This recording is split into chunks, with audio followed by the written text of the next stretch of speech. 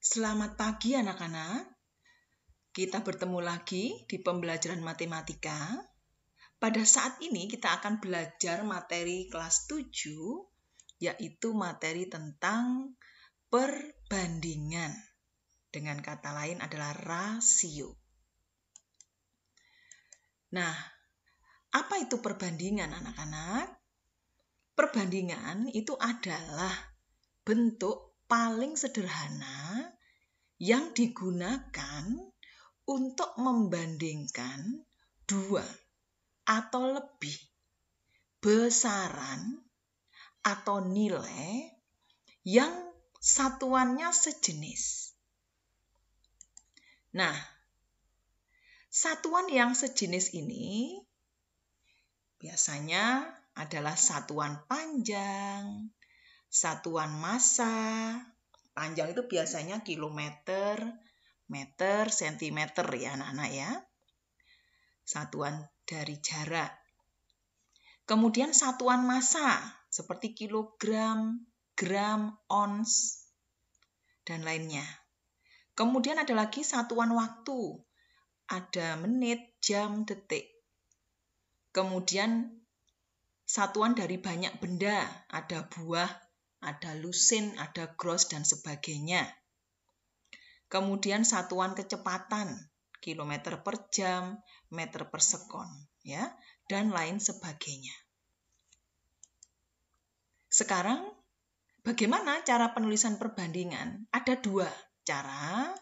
Yang pertama dengan menggunakan tanda titik dua, ya. Jadi A dibanding B, cara membacanya begitu. Atau bisa juga cara penulisan perbandingan itu menggunakan bentuk pecahan. Ya, jadi A per B. Baik bentuk titik 2 atau bentuk per, ini sama semua artinya dengan pembagian atau perbandingan. Ya. Nah, dalam kegiatan keseharian anak-anak, perbandingan itu sering digunakan dalam masalah tentang perubahan besaran tiap satuan, kecepatan, tarif ya, biaya telepon, biaya perjalanan, biaya kendaraan.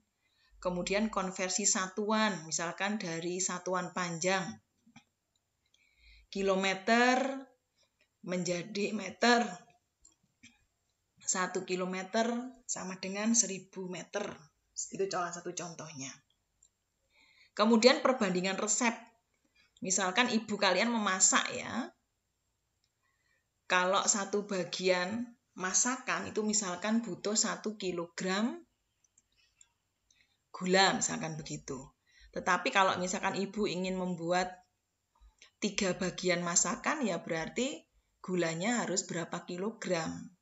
Ya, jadi bisa berguna untuk resep anak-anak. Kemudian persentase.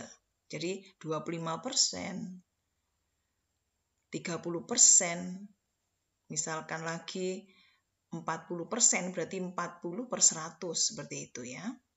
Kemudian juga untuk perbesaran foto ya, perbesaran foto yang sering kalian perlukan itu adalah foto ukuran 3x4. 3x4 kalau diperbesar 4x6 sama-sama dikalikan dengan 2 gitu ya.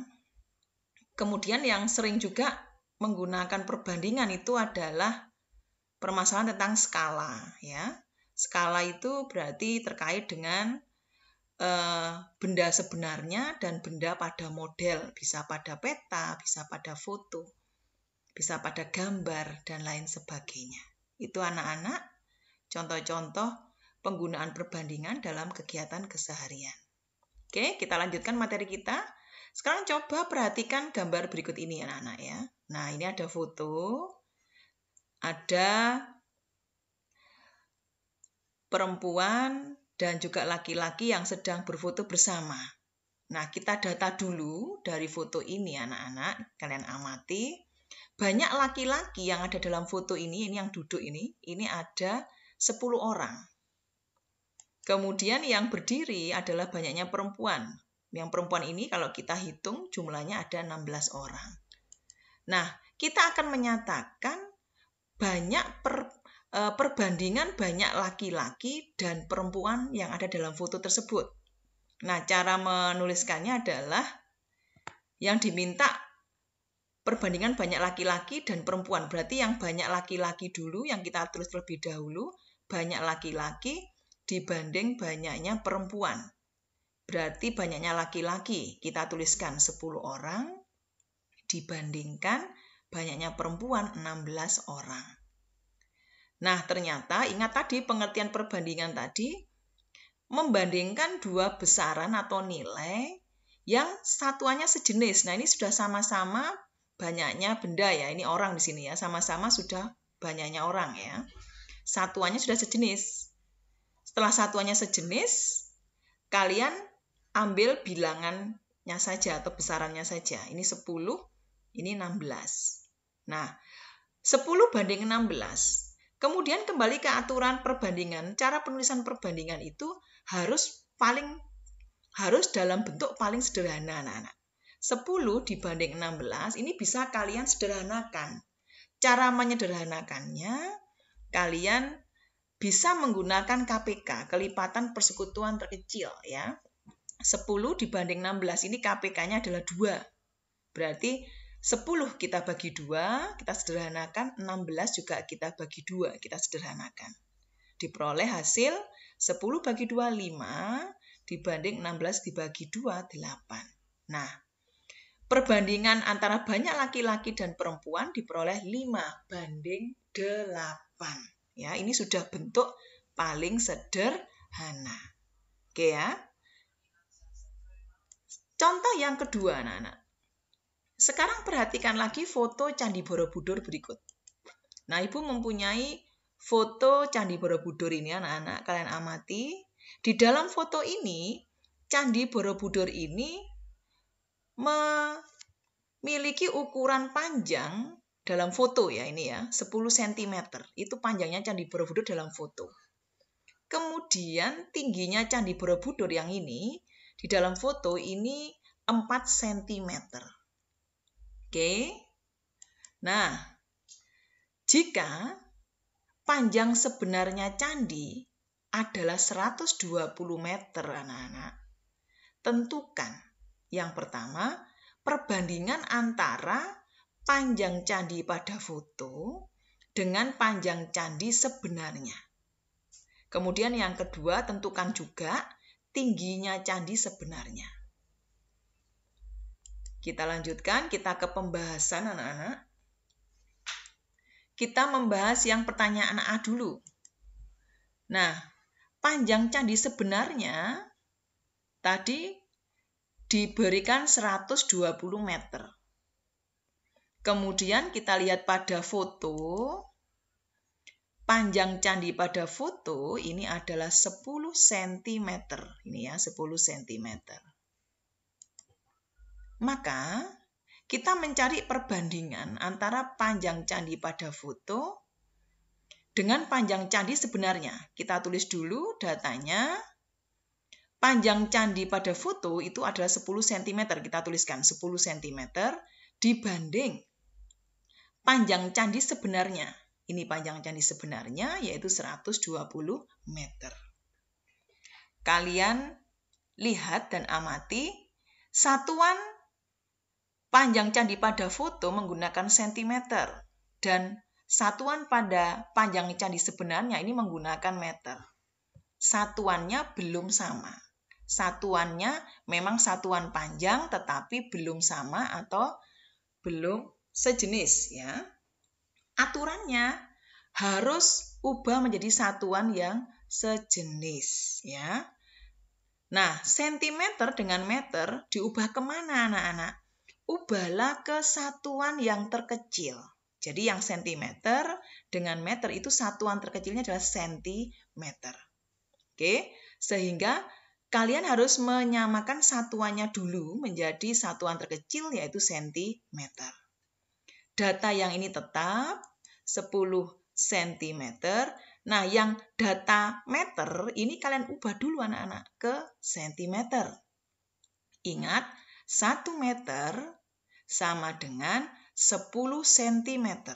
Sehingga 120 meter, ini kalian kalikan 100 menjadi 12.000 cm. Karena ingat, 1 meter sama dengan 100 cm.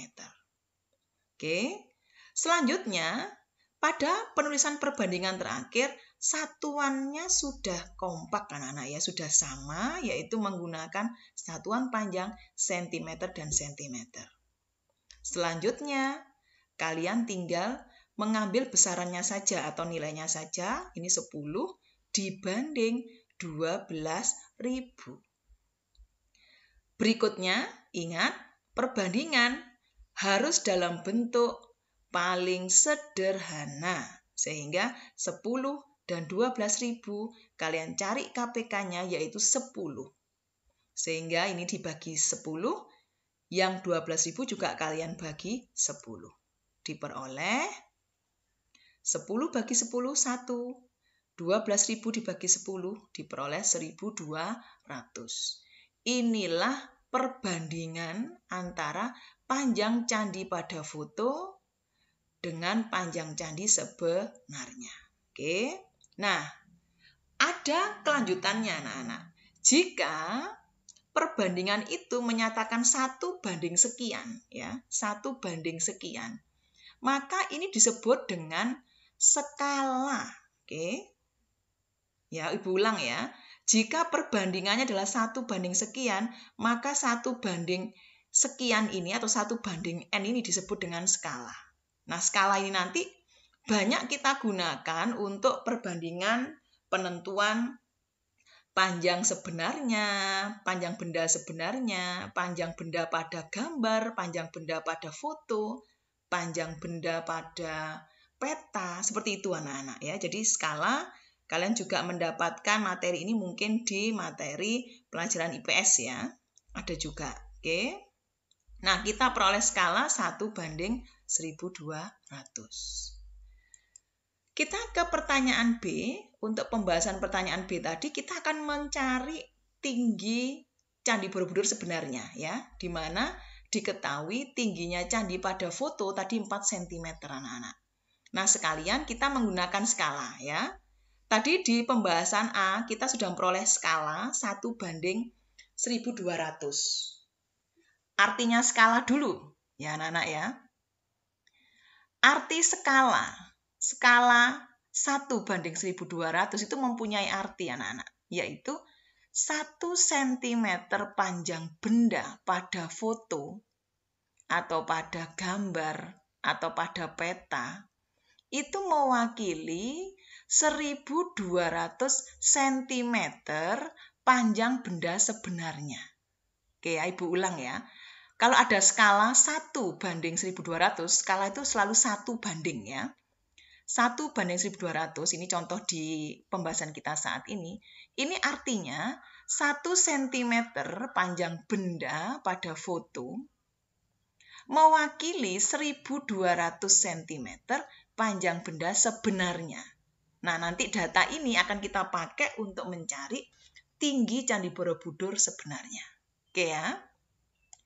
Nah, tadi ingat tinggi Candi Borobudur pada foto diketahui 4 cm. Nah, Ibu ke sini dulu anak-anak. Kita ke skala. Skalanya 1 banding 1.200. Nah, untuk yang panjang tadi, panjang pada foto adalah 10 dan panjang pada sebenarnya adalah 12.000. Nah, kalian cek. Ya, skalanya 1 banding 1.200. Kemudian panjang pada foto 10 cm dan panjang sebenarnya adalah 12.000 cm. Sehingga kalian hubungkan antara skala dan panjang. Ini dikalikan dengan 10 ya. 1 dikalikan 10 hasilnya 10. Ini menjadi panjang candi pada foto. Kemudian 1.200 juga kalian kalikan 10, kompak menjadi 12.000 cm. Ini panjang Candi Borobudur sebenarnya. Itu dari panjang anak-anak. Sekarang kita ke tinggi ya, atau lebar ya. Skala tadi 1 banding 1.200. Nah, lebar atau tingginya berarti tadi 4 ya, 4. Nah, ini diperoleh dari mengalikan dengan 4 anak-anak. Jadi 1 kalian kalikan 4 menjadi 4 cm. Kemudian 1200 kalian kalikan 4 menjadi 4800. 4 ini adalah tinggi candi pada foto. 4800 cm ini adalah tinggi candi sebenarnya. Ya, dikalikan 4 semua kompak. Oke.